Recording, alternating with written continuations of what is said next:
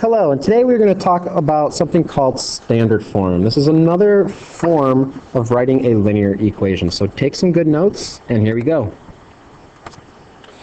So the standard form of a linear equation is in the form of ax plus by equals c, where a, b, and c are all real numbers, as well as a and b are not both 0. It would be okay if one are 0. So if the letter A was 0 or the letter B was 0, that's okay. But A and B both cannot be 0.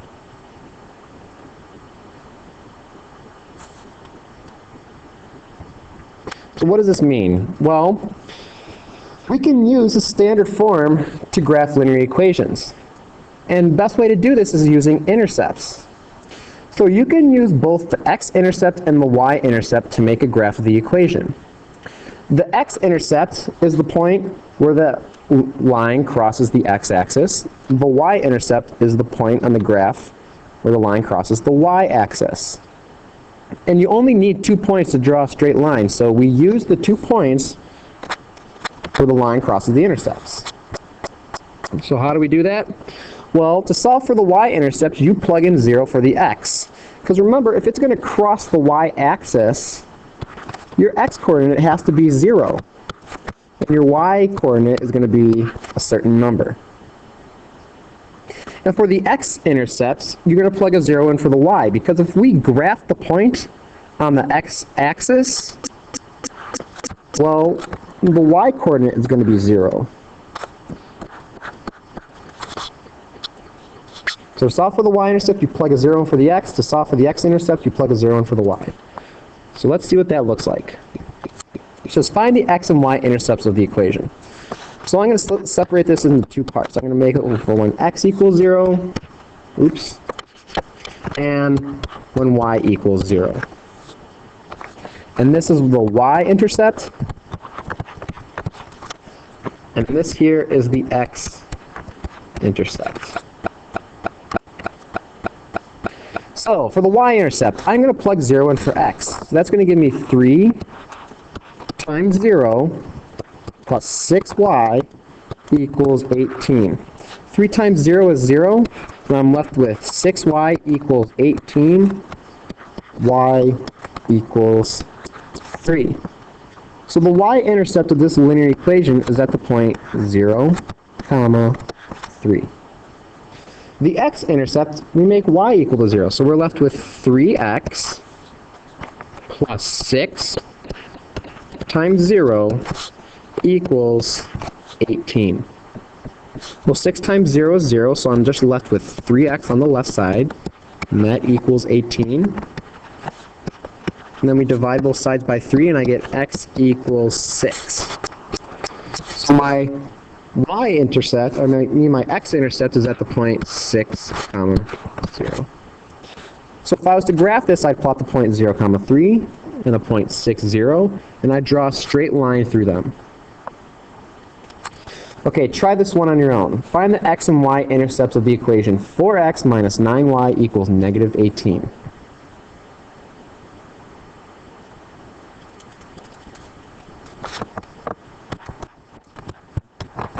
So I have my x-intercept and I have my y-intercept. So for the x-intercept, my y is equal to 0, so I get 4x equals negative 18. And if you want, if the plugging in the y equals 0 is confusing, then another way to think about it is, since you're solving for the x-intercept, you have to have only the x variable. So notice, for the x-intercept, I just have 4x equals negative 18. I got rid of the 9y. So to solve that, I got rid of the 9y. So let's continue solving this. So I divide both sides by 4, and I get x equals negative 4.5. So that's at the point negative 4.5, 0. For my y-intercept, I make x equals 0. Or I get rid of the x variable, and I'm just left with negative 9y equals negative 18. Divide both sides by negative 9, and I get y equals positive 2. So my y-intercept is at 0, comma 2. Try this one on your own.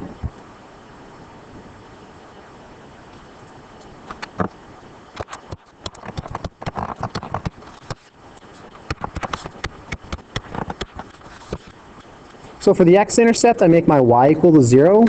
So I'm left with negative 8x equals 40. Divide both sides by negative 8. I'm left with x equals negative 5. That's the point, negative 5, 0.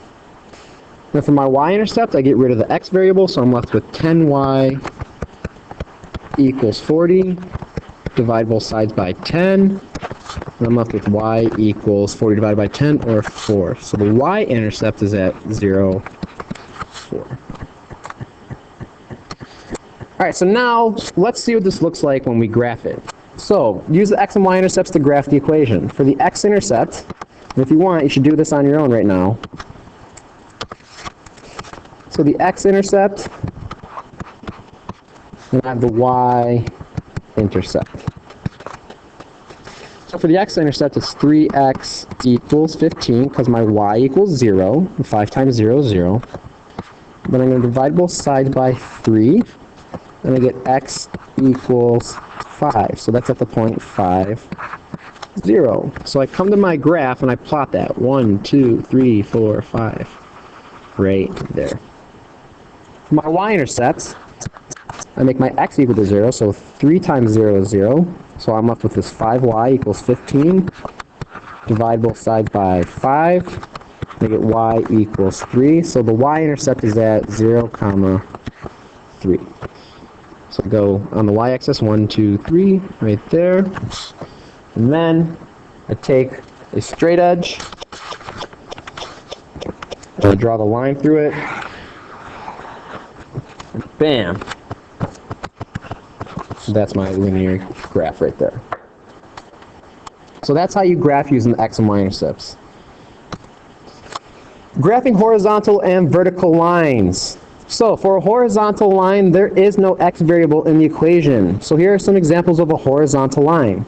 Y equals 4, y equals negative 2. Whenever you see an equation where it's y equals, and it's just a number, then it's going to be a horizontal line through that number. This is a horizontal line through the y-axis at 4. This is a horizontal line through the y-axis at negative 2. The same thing goes for a vertical line. There's no y in the variable in the equation, so a vertical line is going to go up and down when it's just x equals a number, and you're asked to graph it. So a vertical line is going to go through 6 when x equals 6, and a vertical line through negative 3. So it says graph y equals 3 and x equals negative 2. So I'm going to use some colors to show you. So if I have y equals, I'm going to find 3 on the y-axis, 1, 2, 3, right there. And we draw a horizontal line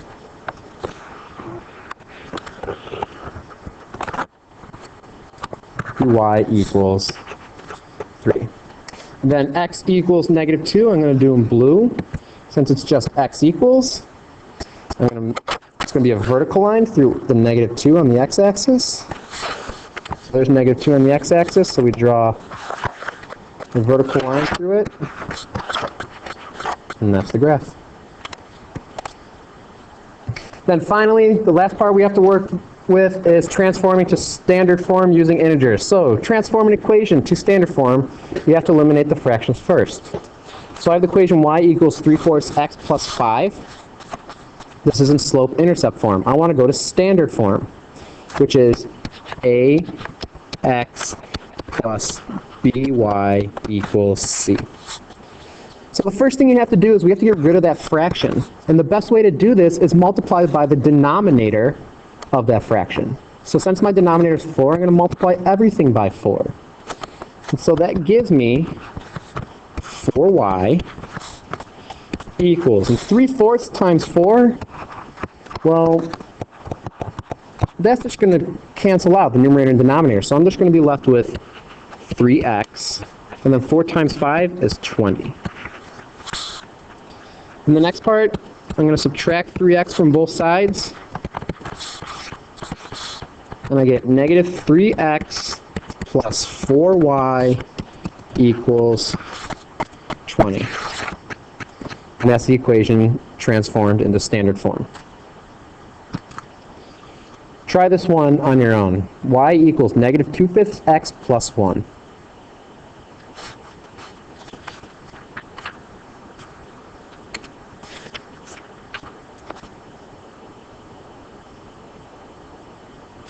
So I got to get rid of that denominator. So I'm going to multiply everything by 5, and I get 5y equals negative 2x plus 5. I'm going to add 2x to both sides. And I'm left with 2x plus 5y equals 5. All right, and then let's try it a little trickier. So now I have a denominator 3 and a denominator 6. So I want you to think for a second, how can I go about solving this?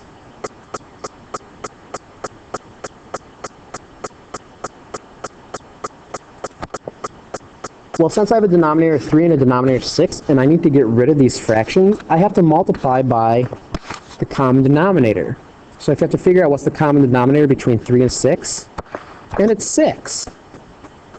So now I'll multiply all three terms by 6, and I get 6y equals 6 times 2/3 x is going to give me 4x plus 5. And now my fractions are eliminated. I'm going to take my last step to solve this and put it in standard form. I need to bring my x to the left side, so I'm left with negative 4x plus 6y equals 5. Hopefully you took some good notes. There will be no quiz on this. I will see you tomorrow.